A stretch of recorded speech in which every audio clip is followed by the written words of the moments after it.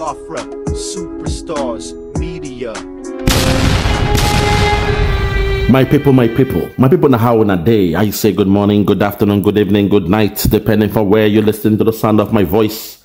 This one na Biafra Superstars Media, and I'm holding it down. I say may God bless Biafra, and may God bless His Excellency Oyenduma Nnamdi Kanu. May God bless, may God bless, may God bless His Excellency, the Prime Minister of Biafra, USB, His Excellency, ESN, EKPA, Simon Njoku, for the job Simon is doing. Simon, I want to say we thank you. We appreciate you. We love you because we know in your hands, Biafra has come. In your hands, Biafra will be safe. And in your hands, now that Biafra has come, the people of Biafra will rejoice. When I say the people, I mean the men, the women, the children, the old, the young, the sick, the mild, the gentle, the civilized, the uncivilized as well, my people. All of them, all of the above. Those living in Biafra and those living in the bite of Biafra, we shall all come together under one voice, under one accord, under one union, under one government to scream for Hallelujah Day, the day that the God of Biafra has made. My fellow Biafrans, today, I want to say there is fire on the mountain. Aha, we told you so. The Nigerian Zoo media, they have started. They are now understanding the game has changed. The whole volume will go down in this one, my people. Listen to me, my people. Donald Trump has now expanded the list of countries from 10 to 36 being restricted from entering America. What they call the visa ban countries. Today, I wish to let you know that Nigerian Zoo, that dirty, gutter, satanic country, an Islamic country, a criminal enterprise, the Nigerian Zoo, is not part of the countries that have been restricted to America. Today, I want to say kudos to Donald Trump. You see what is happening in Africa. The so-called country they call the giant of Africa. Today, look at what is happening. They went all the way to Kenya to kidnap a British citizen. It means they colluded with Britain to kidnap their citizen. Until this day, Britain is pretending not to know what's going on. They went all the way to collaborate with Finland, with the law, the contract, through the agencies of Finland, to give them oil and gas in a bid to blackmail their own brother, a black Finnish citizen, in the name of Simon Ekpa, His Excellency, the Prime Minister of Biafra. Nigeria did the unthinkable by going to Finland to partner with them, lure them, cajole them, entice them, give them a carrot and a stick approach. Give us Simon Ekpa, give us the head of Simon Ekpa, and the oil and gas is yours. Give us the head of Simon Ekpa, and your agencies can come around to build us things in Nigeria. The contract is yours. We are doing it with Norway. Last year, Norway made $1.6 billion doing business in Nigeria. So Finland, all we ask of you is the head of Simon Ekpa. And unfortunately, the one that Simon Ekpa thought was his friend, President Alex Nestor, a man who in his heydays, 15 years ago, he was the best friend of Simon Ekpa. Throughout his whole campaigns, he was campaigning through and through, from Lahti down to Helsinki, about his party, and Simon Ekpa was there with him. I keep telling you, Biafrans living in diaspora, those living in diaspora, the white man is not your friend. I'm sorry. I will call a spade a spade. Your slave master can never be your friend. They are just your colleagues at work. See them as a business client. You are transacting with them. They are working with you in the same office because of the contract and the so-called principle of equality and all those nonsense they put on paper. The Equality Act of 2010 says you must respect somebody or people despite their ethnicity, their gender, and the rest of them. So that they are smiling with you in your office, don't assume that they are your friend. Today, our Prime Minister Simon Ekpa is paying the price because he assumed that Finland will stick to the policies of Finland, the rules. When they say that they believe in the rule of law and everybody's equal under the law, he assumed that they were speaking about black people, not knowing that Finland will change like the weather. In the snap of a finger, Finland changed. And today, Finland is now doing business with Nigeria. The same thing we blamed Britain for. We all condemn Britain. We call them the slave masters, the colonizers. They came to enslave us. We were not slaves when they came. We were free people. We were free people living in land, but they came to enslave us. And after a couple of hundreds of years, they came back to colonize us. But some of you only see Britain as your colonial masters, and you blame and hate on them. But today, Finland has done worse than Britain. They have done worse than Britain. Hence, we all called on America, God's own country. We called on the President of America, President Donald John Trump, to intercede, to come to the aid of the Biafrans, come to the aid of the Christians that live in that zoo called Nigeria, a country that Donald Trump knows very well. He tagged them, he named them and described them as a shithole country, a shithole country.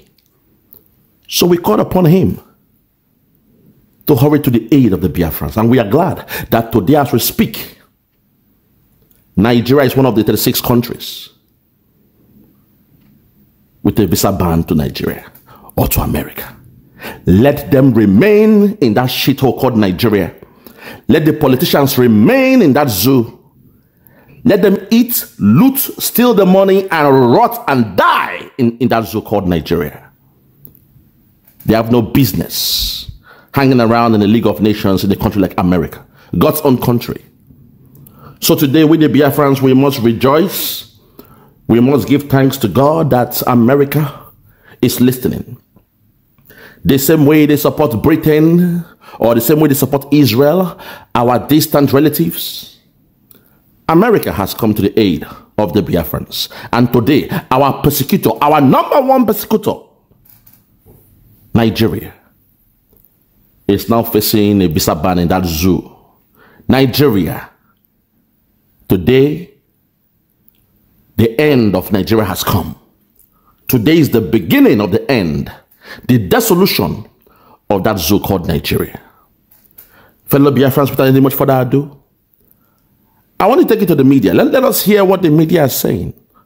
Some of the African countries around the world, I want to see their own perspective, their own psychology on how they relate to this news of Trump dropping the bomb today, which is Sunday, the 15th of June. So if you're ready, follow me in this one. Let us listen to what they are saying, our African countries. Because sometimes that's what I do. I want to test the pulse of Africa. I want to understand their psychology. I want to relate to the way they perceive news coming from America. I know in that zoo called Nigeria, they don't care about it. All they want to do is Islamize us and take over the land. They don't care about information or international news. They are dumb to it. All they want to do is hate on the Biafrans, kill us, steal from our land, and come with tribalism. So I want to hear from the international media. Let me hear what they are saying about this ban on some African countries as well, including Nigeria. If you're ready, let's go there. Listen. Africans from 10 countries are now banned from traveling to the United States, or they face stricter travel restrictions. Somalis, Sudanese and Libyans have all been here before. They were banned in 2017 by President Donald Trump. So, how are the new restrictions affecting African countries?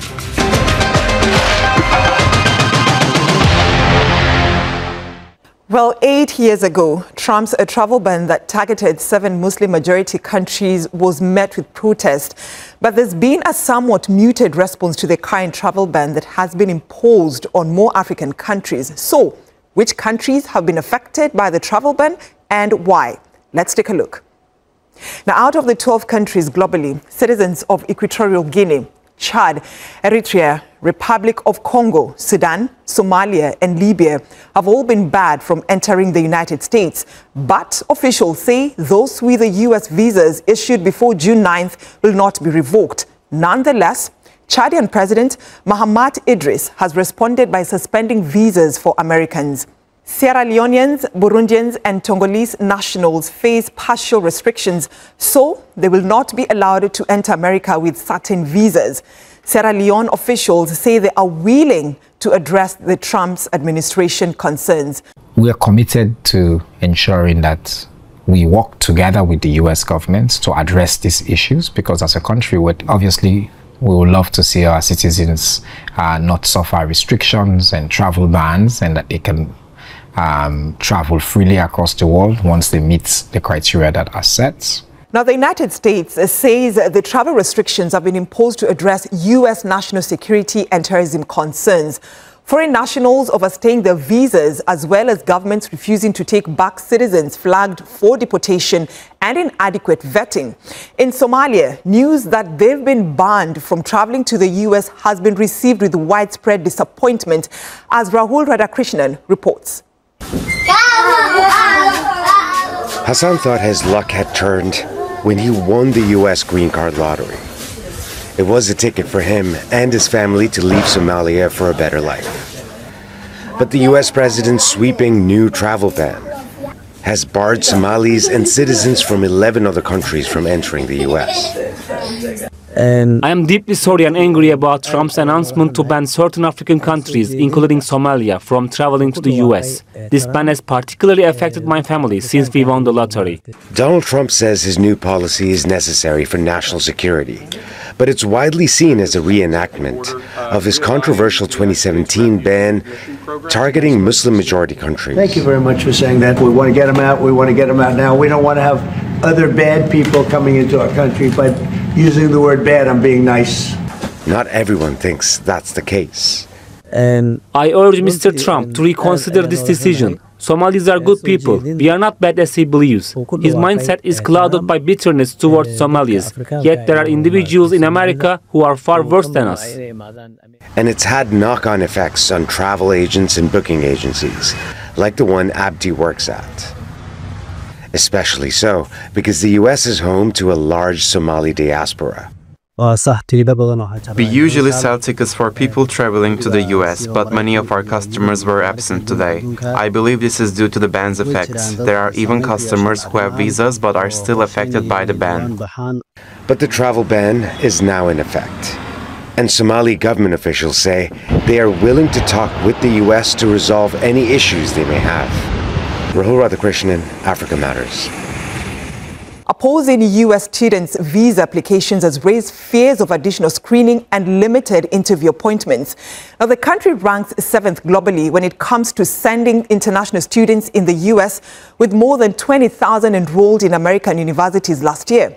That's according to the 2024 Open Doors report. But this growing academic migration also appears to have stalled, as Palum David tells us more from the capital, Abuja. This young lady doesn't want to be seen on camera because she fears it could affect her chances of getting a US visa. Zara, which is not her real name, was to join a US university in September. I've already paid my acceptance fee. That's $1,000. And I'm already preparing to go, working on my transcripts. I've already paid the amount I'm supposed to pay. Zara is one of the many Nigerian students caught in limbo following a pause in U.S. student visa appointment this month for vetting purposes. I'm not going to go to U.S. to cause trouble, to stoke chaos, to carry placards. I just want to study my course in peace. Deborah Agbo is also due to resume classes in the U.S. in August. She's choosing a different approach. When it's time for me to go, I'll go. When it's time for me to go for my interview, first of all, I'll go, and then I'll get my papers. There'll be no...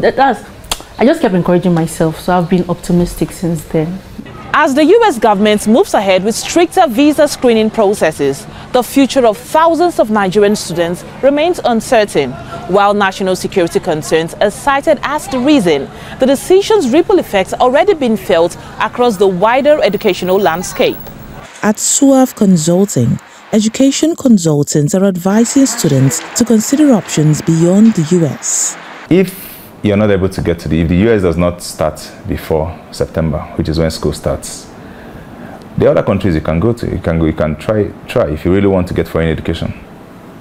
We still have the Canada, we still have the UK, we still have other European countries as well. But for other consultants like Sonia Akigbe, years of working with aspiring students who intend studying in the US has shown a different struggle.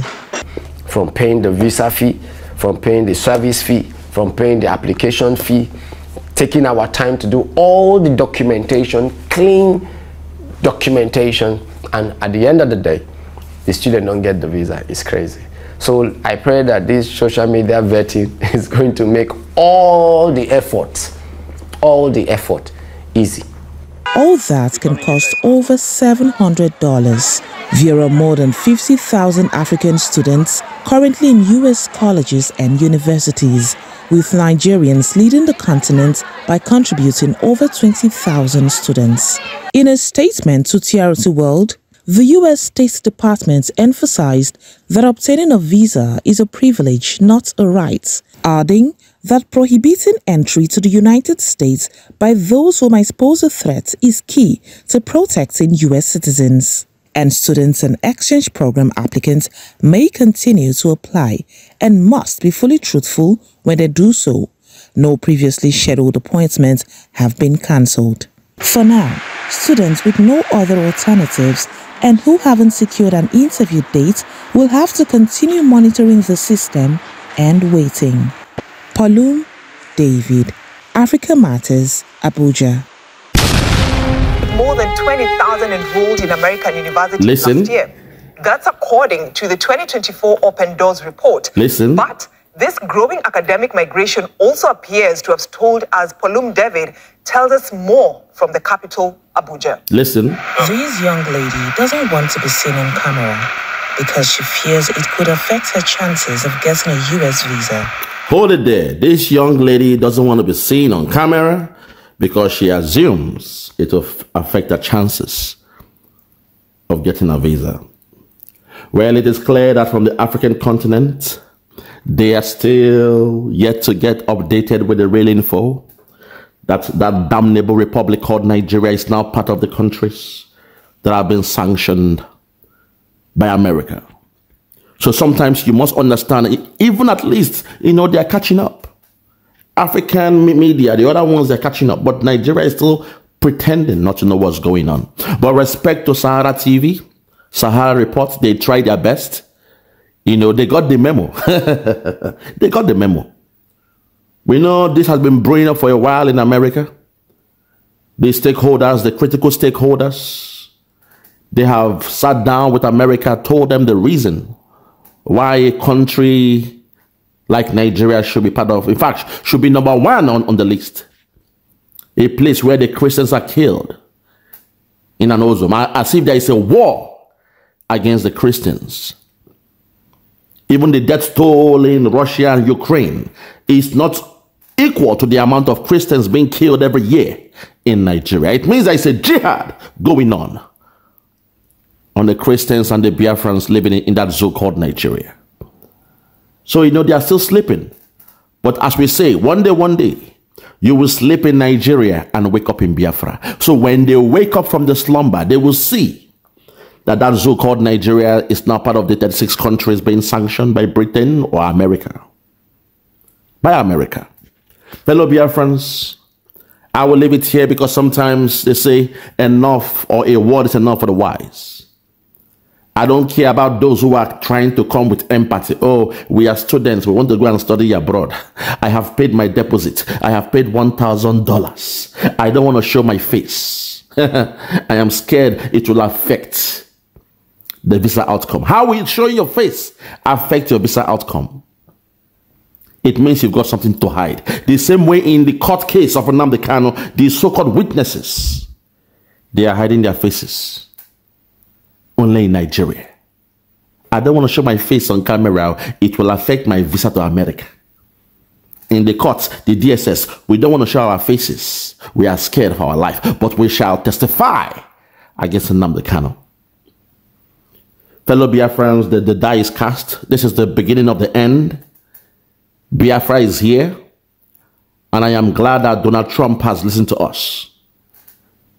He has come to the aid of the people of Biafra, the children of the rising sun, And we are glad that we can still have a friend in America. Before I wrap this one up, I want to call on the President of America, Donald John Trump. President Trump, it is clear that the trajectory of Nigeria is going to a position now where we are looking at Nigeria being Islamized in the next 5 years. In America, they said that Nigeria within the year, or from now, between the year 1930, that Nigeria will implode. That there will be nothing else called Nigeria. The scholars, the philosophers of America, they have, predicted this. President Trump, I want you to know that what they said is right. But when you look at the things on the ground right now, certain people have been able to expose the Fulani jihadists in Nigeria, their intention to make sure that they Islamize Nigeria. So now they are coming on a new front. What they are doing now is through their so-called politics. They have now what they call the Muslim ticket. It means the president is a Muslim, the vice president is a Muslim.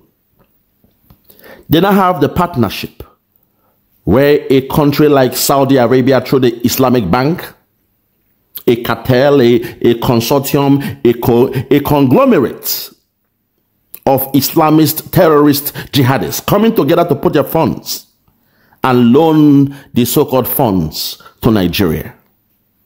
Today, as we speak, the gas from Biafra land is being piped all the way to Morocco, an Islamic country, where the proceeds from the gas will be sold to Europe. This is the advent of the Muslim ticket that happened in Nigeria in 2023. The Islamists, they have come to take over Nigeria. Saudi Arabia is behind it. And today, as we speak, Sharia law is now something that has come to stay in Nigeria. President Trump, I want you to know that Sharia law, which is one of the tenets of Islam, it is now in practice in the southwest that we know as the Yoruba land, the land of Oduduwa. Those who claim they are the most educated in Nigeria, those who claim they've gone through the four walls of higher institutions, higher learning, universities, and the likes. They claim they are the best when it comes, to education and the rest of them. But unfortunately, somehow they have allowed their politicians, their greedy politicians, foreigners who came amongst them and could speak their language, and in the name of politics, they assume they are one of them. They claim them because they speak their language. Islamists who came out amongst them. Today, they've opened up the borders of the Yoruba land, and Sharia, the Fulani killer headsmen, terrorists, people like Boko Haram, ISIS, ISWAP, Lakurawa, they are all in Yoruba land as we speak. Sharia law is waxing strong. The people are helpless because they can't speak about it. When they speak about it, the politicians come and say, oh no, do not speak on it. It's politics. Blame the Biafrans. The Biafrans are the problem. President Donald J. Trump, I want you to know that in Biafra land as we speak today, those they call the governors of the southeastern region, part of the Biafra land, they are now in bed with the caliphate. They've somehow allowed themselves to be used, cajoled, towards paying homage to the caliphate. That's when they want to become governors, senators. They have to go to the land of the north, to the Muslim land in the north, to strip naked, to bow down, to prostrate, to swear an oath with the caliphate, to do a blood oath with the caliphate, to protect and preserve Islam in Biafra land. And when they take this oath, they make them governors, senators, politicians. Now their hands are tied. They can do nothing to speak out for the people of Biafra. Also, to the President of America, President Donald J. Trump, I want you to know that the media of Nigeria has been compromised. They work hand in hand with the Islamic government of Nigeria. They are not free, but they pretend to be free because they know when they speak out, their license will be revoked, their TV stations shut down, and the owner sent to jail. President Donald J. Trump, Nigeria is officially a failed country. America must not wait until the year 2030 to take action. The time is now, the urgency of now. This is a time to rise up and do what is right. The only ally you have right now in Nigerian contraption are the Biafrans. The only people that despise jihadism, hardcore Islamism, and the rest of them are the Biafrans. Because we are Christians by nature, and also we believe in the African tradition. So we are calling upon you to be a friend of Biafra. The same way you've been for so many years, the same way America has been for us, the Biafrans. We are calling upon you to be a friend. Come to the aid of the Biafrans. America, God's own country, the land of the free, the land of the brave. We are calling upon you. We thank you for taking this bold step, for doing what is right, for placing Nigeria in a list of banned countries to travel into America. That's the first step. But more has to be done, because right now as we speak, we are helpless. Our leader Nnamdi Kanu was kidnapped from Kenya, brought to Nigeria through an extraordinary rendition. Our prime minister was called into questioning in Finland, and for the past 8 months he's still been held incommunicado in Finland. Finland is so-called Western country. Finland, who is always the champion when it comes to human rights, when it comes to the rule of law, respecting, observing, and upholding the rule of law. Finland, oh Finland. Finland, oh Finland. What a shame, what a disgrace. Hence, at this point, the only people we can call upon is America, God's own country. So as I wrap this one up, I want to say to the President of Finland, we thank you. We appreciate you, because you are doing a great job. We know your intentions are good. We know there will be some casualties, those who claim they are going to study in America. But in the bigger picture, in the bigger things, in the lost pictures, those things they cannot see, behind the scene, at the back end, we understand why you are doing what you're doing. Because you know terrorism is coming to America. I will leave it here, fellow Biafrans. As also, before I wrap it up, I want to thank our Deputy Prime Minister, Her Excellency Dr. Ngozi Okonjo-Iweala, for the great job she's doing. Madam, please ignore the naysayers. Those who say they are taking Biafra to court. They are taking the USB government to court. Very, very strange. Not only that, they place the names of everyone in the cabinet of USB to court. That tells you their mission is to quench and end Biafra. In the days of Ojukwu, in the days of Wazurike, in the days of Nnamdi Kanu,